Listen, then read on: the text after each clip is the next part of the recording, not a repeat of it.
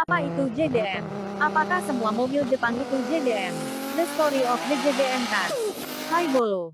Assalamualaikum dan apa kabar kalian semua? Semoga seperti biasa kalian tetap sehat tidak kurang suatu apa. Amin. Boloku, JDM adalah kepanjangan dari kata Japan Domestic Market, atau pasar domestik Jepang. Boloku mengacu pada mobil yang diproduksi perusahaan Jepang dan secara khusus dipasarkan di dalam negeri alias domestik Jepang. Bukan dengan tujuan untuk diimpor ke luar negeri. Nah, Boloku cukup sederhana bukan? Tetapi apa yang membuat JDM begitu istimewa dan dicari sehingga subkultur otomotif ini menyebar ke seluruh negeri? Bolo, selama beberapa dekade, tak dipungkiri mobil Jepang sebenarnya telah menjadi kiblat dunia otomotif tidak hanya untuk pasar otomotif Amerika namun juga seantero dunia.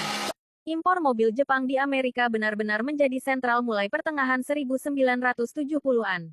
Dan pada akhirnya berkembang seperti apa yang kita lihat sekarang. Tak lama kemudian, drifting, tuning, dan bentuk modifikasi mobil lainnya menyebar ke Amerika. Sebelum kita menyadarinya, ada budaya yang mengimpor dari setiap negara, terutama Jepang. Konsep awal di balik gaya hidup JDM ini cukup sederhana yakni memiliki mobil sport asli buatan Jepang dan impor ke Amerika Serikat. Mungkin ini sedikit membingungkan untuk dipahami. Tetapi banyak kisah yang tak terungkap di balik JDM. Oleh karena itu yuk tonton sampai selesai ya Boloku. Karena itu akan kita kupas satu persatu. Sebelum lebih jauh, untuk memahami dengan baik bagaimana budaya otomotif Jepang akhirnya menyebar ke negara lain. Pertama kita harus menyadari apa yang membuat pembuat mobil di luar Jepang begitu memaksakan. Selama tahun 1980-an, pabrikan Jepang mulai memproduksi mobil sport yang luar biasa. Sebut saja Toyota AE86, GT-R Skyline, DCB. Lalu muncul motor sport seperti drifting yang kemudian menjadi sorotan di Asia. Pada masa yang sama, Amerika hanya memiliki mobil otot dan Eropa dengan mobil eksotik yang mahal. Lalu mobil sport buatan Jepang adalah perpaduan sempurna dari keduanya. Amerika dengan performanya dan Eropa dengan mobil premiumnya. Dari situ akhirnya muncul penggemar berat di jajaran mobil JDM serta pasar otomotif Jepang secara keseluruhan seperti yang kita lihat hari ini. Ide di balik mobil JDM bukanlah ide yang unik. Sebenarnya ide ini muncul sebagai tulang punggung pemasaran global yakni mengimpor dan mengekspor. Sebut saja Nissan R35 GT-R baru dari dealer di Ohio bukanlah JDM namun membeli yang klasik dari pabrik dan mengimpornya ke AS. Ini disebut JDM karena suatu alasan. Pertanyaannya apakah semua mobil Jepang dapat disebut JDM? Oh tentu saja tidak. Banyak orang yang masih salah mengira semua mobil buatan Jepang sebagai JDM, padahal itu tidak benar. Perlu digarisbawahi Boloku.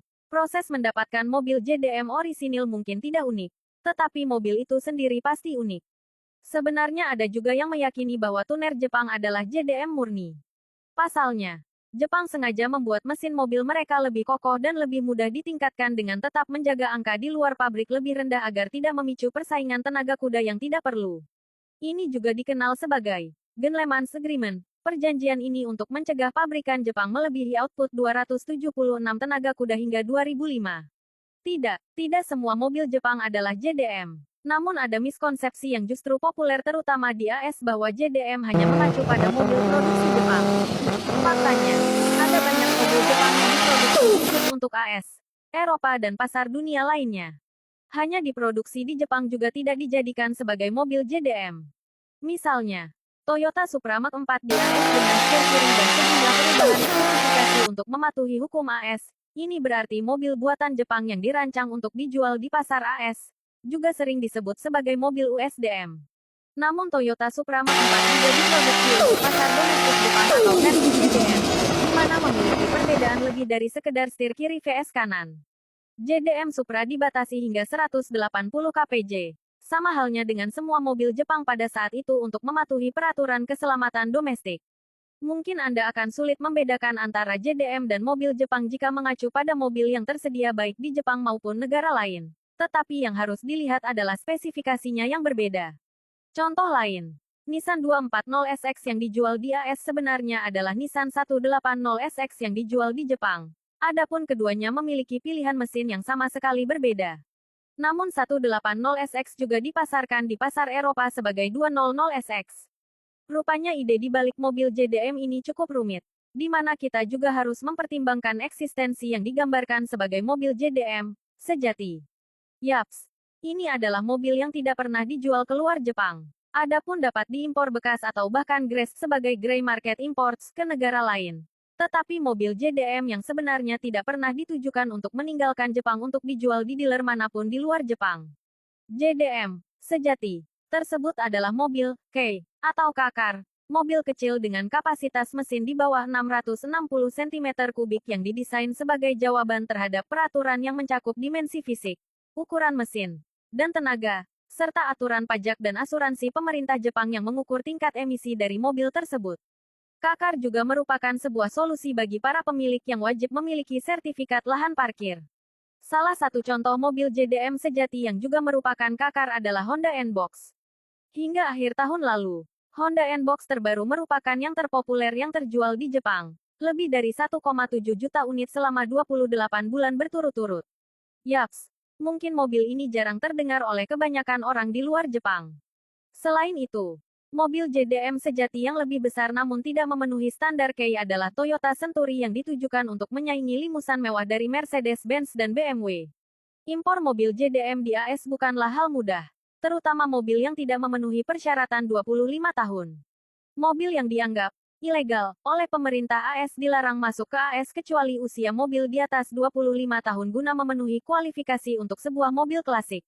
Ini bukan berarti mobil Jepang manapun Nissan, Honda, DCB, melainkan yang tidak sesuai dengan peraturan otomotif AS saat ini, yang biasanya merupakan mobil klasik. Intinya, peraturan ini bertujuan membatasi dominasi AS dan menginginkan pengalaman JDM sejati. Sebut saja Toyota Supra atau Nissan Skyline R32 GTR versi JDM model 1995 ke bawah kini dianggap legal masuk AS. Sedikit berbeda di Selandia Baru, di mana kebanyakan mobil di negara kini ini terdiri dari mobil impor Jepang dalam kondisi bekas dan diantaranya merupakan mobil versi JDM. Mobil impor Jepang seringkali dibeli oleh pemborong armada, perusahaan, atau individu keluarga kaya. Para konsumen mobil impor Jepang, rata-rata mereka membeli dari dealer mobil bekas, di mana seringkali dealer akan membeli atau menjual secara konsinyasi dari importir besar. Mobil-mobil ini bervariasi, mulai dari model yang relatif baru, hingga mobil yang berusia hingga 10 tahun ke atas. Jadi kesimpulannya, JDM sebenarnya hanya mengacu pada mobil apapun yang diproduksi untuk dijual di pasar domestik Jepang dalam upaya mendorong perputaran mobil yang tinggi. Mengenai mobil JDM yang tidak ditujukan untuk dijual dengan kedok apapun di luar Jepang, ini telah masuk ke beberapa negara seperti Inggris, Kanada, Australia, termasuk Selandia Baru dan AS. Ketersediaannya tergantung dari peraturan perundang-undangan impor mobil bekas di negara terkait. Dan satu lagi, semua mobil JDM adalah mobil Jepang, tetapi tidak semua mobil Jepang adalah JDM. Nah, demikian pembahasan Japan Domestic Marketing atau yang sering kita dengar JDM. Semoga bermanfaat. Terima kasih untuk kalian boloku. Boleh di channel yang masih setia support channel ini. Semoga kalian tetap sehat dan makin sukses. Wassalam.